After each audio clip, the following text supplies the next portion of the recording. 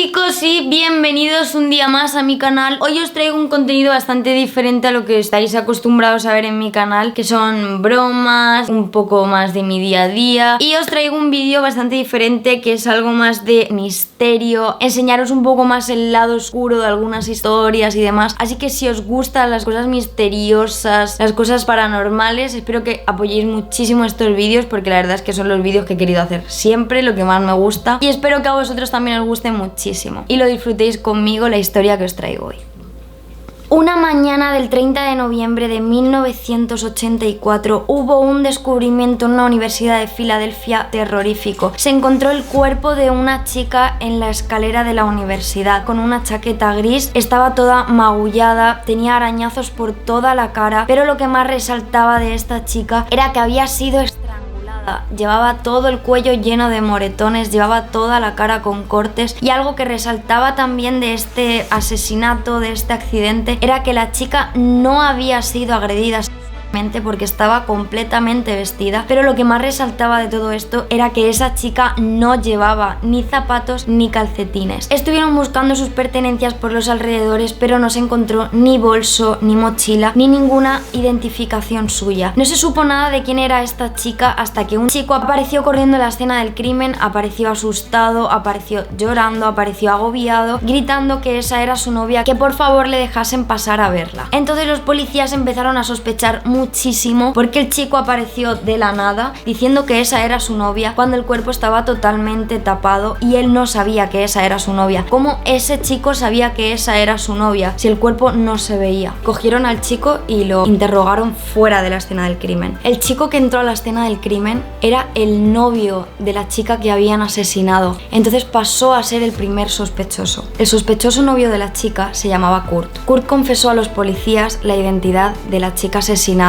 en la Universidad de Filadelfia. El nombre de la chica era Debbie Wilson, de 20 años, también estudiante de esa universidad. Kurt, después de una interrogación bastante larga, hizo una confesión de muchísimas horas donde descolocó a los policías totalmente. Acababa de pasar de haber sido un robo que había salido mal a un posible asesinato, donde el sospechoso era el novio de la chica. La noche anterior al asesinato, Kurt había estado con Debbie. Los dos habían estado en el sótano de la universidad, donde había un laboratorio, ya que Debbie tenía que hacer un trabajo muy importante para la universidad. Lo tenía que entregar ese mismo día, el día que ella había sido asesinada. Tenía que entregar ese trabajo en el cual estuvo trabajando la noche de antes. Kurt, en un momento de la interrogación, les dijo a los policías, él mismo había insistido a Debbie para acompañarla en el sótano de la universidad, porque le daba muchísimo miedo dejar a su novia sola en un sótano de la universidad. Entonces Kurt, en el proceso de estar acompañando a Debbie en el trabajo, le había estado ayudando, pero Kurt estaba empezando a aburrirse demasiado y le entró muchísimo sueño. Entonces le preguntó a Debbie, oye, ¿está todo bien si yo me voy a casa? Estoy muy cansado, entonces no me apetece estar aquí, necesito irme a dormir. Entonces Debbie le dijo que sí, que todo estaba bien, que podía irse a casa perfectamente, que no era la primera vez que había estado en ese sótano sola a altas horas de la noche, que por cierto todo esto transcurrió sobre la 1:30 de la mañana. A la 1:30 de la mañana fue cuando Kurt salió del sótano y dejó a Debbie sola. Cuando Kurt salió del sótano, se cruzó con un guardia de seguridad, un guardia que estaba trabajando en la universidad. El guardia de seguridad le preguntó que qué estaba haciendo por allí y le explicó la situación, que su novia estaba haciendo un trabajo en el sótano y que él se había quedado hasta esas horas para ayudarla. Entonces a Kurt se le ocurrió una idea, que fue, ya que Kurt se iba a su casa y no quería dejar a Debbie sola, le dijo al guardia de seguridad que si por favor le hacía el favor que de vez en cuando se pasaran por el sótano para ver si iba todo bien ahí abajo, para saber si Debbie estaba bien y demás. Kurt, a todo esto, en el interrogatorio, le repitió 40.000 veces a los guardias que a pesar del sueño que tenía, a pesar de lo cansado que estaba, lo único que quería era acompañar a Debbie hasta que Debbie terminase el trabajo para irse juntos a casa, para llevarla hasta la puerta de su casa, para que no la pasase nada en el trayecto del sótano a la habitación. Pero aún así a Kurt el sueño le podía y para nada se iba a imaginar que nada de esto iba a pasar. A la mañana siguiente Kurt no se imaginaba para nada que todos los rumores que se estaban escuchando en la universidad de que había una chica muerta, Kurt no se imaginaba para nada que todos esos rumores iban dirigidos a su novia, que alguien había asesinado a su novia. Policía, cuando estaba interrogando a Kurt, vieron que Kurt tenía todos los nudillos ensangrentados y un corte bastante curioso entre medias de los nudillos. La policía preguntó a Kurt que cómo se había hecho eso. Kurt le contestó a la policía que en cuanto se enteró de que los rumores de que había una chica asesinada había sido su novia, obviamente de la rabia, de la impotencia, golpeó una pared y el corte que tenía entre los nudillos. Kurt por las tardes estaba arreglando su coche. En algún momento arreglando el coche contó a la policía que se había hecho ese corte, pero que no tenía nada que ver con nada de esto. Kurt parecía ser el asesino ante todo. Los policías empezaron a sospechar cada vez más de Kurt porque el estrangulamiento a una persona es algo muy personal. En un robo alguien no te estrangula. Entonces, como era algo bastante personal, los policías pensaron que habría sido una pelea de novios que acabó mal, habría sido una discusión bastante fuerte, habrían sido celos, pero para nada iba a ser un robo. Cuando una persona comete un estrangulamiento,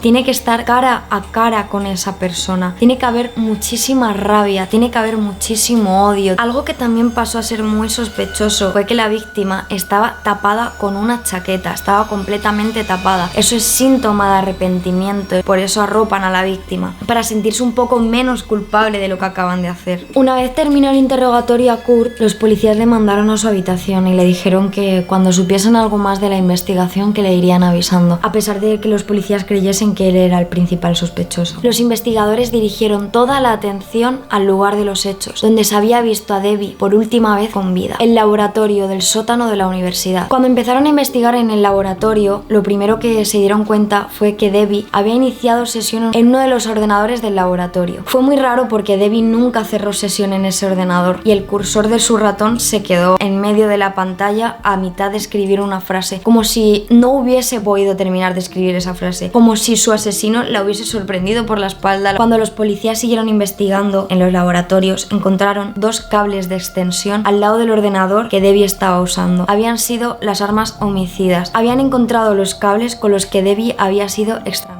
Aparte de encontrar la sesión iniciada en el ordenador, los cables armas homicida, encontraron una gota de sangre en la silla en la que Debbie estaba sentada. Justo minutos después de encontrar el arma homicida y la sangre en la silla, fue ir en busca del chico de seguridad para hacerle un interrogatorio. En el interrogatorio, el chico de seguridad confirmó la coartada de Kurt. Aseguró a la policía que Kurt había pasado por allí sobre la 1:30 y que les suplicó que echasen un vistazo a su novia que estaba abajo en el sótano terminando un trabajo. El hombre de seguridad, también llamado Bryce Kalman, era un empleado que llevaba años y años y años trabajando en esa universidad de seguridad. Tenía un currículum increíble, no tenía ningún antecedente penal, no había indicios de que Bryce hubiese sido el asesino de Debbie. Bryce también les aseguró a la policía que después de que Kurt le dijese que cuidasen de su novia que estaba en el sótano, Bryce lo primero que hizo fue avisar a los demás de seguridad por radio que por favor bajasen al sótano a echar un vistazo. Esa misma noche, cuando Debbie fue asesinada, había 3 personas de seguridad en la universidad. La policía al final logró reunir a los 3 agentes de seguridad que esa noche estaban en la universidad. Uno de ellos era Bryce, el que llevaba muchísimo tiempo trabajando en la universidad de seguridad. El segundo agente de seguridad era David Dixon. David Dixon era un veterano militar. David Dixon era el segundo agente de seguridad que estaba esa noche allí. No tenía ningún antecedente, estaba totalmente limpio. A los policías no les llamó la atención para nada a este hombre, no le veían como alguien sospechoso porque no tenía ningún antecedente. Y el tercer agente de seguridad que se encontraba la noche del asesinato se llamaba Cladman. Los policías investigaron sobre Cladman, este señor que tenía antecedentes por robo. Entonces les había mentido a los de la universidad porque allí no contrataban a nadie que tuviese antecedentes penales, pero Cladman había mentido sobre sus antecedentes. Dijo que no tenía ningún tipo de antecedentes para conseguir este trabajo. El día del interrogatorio, Cladman se cabreó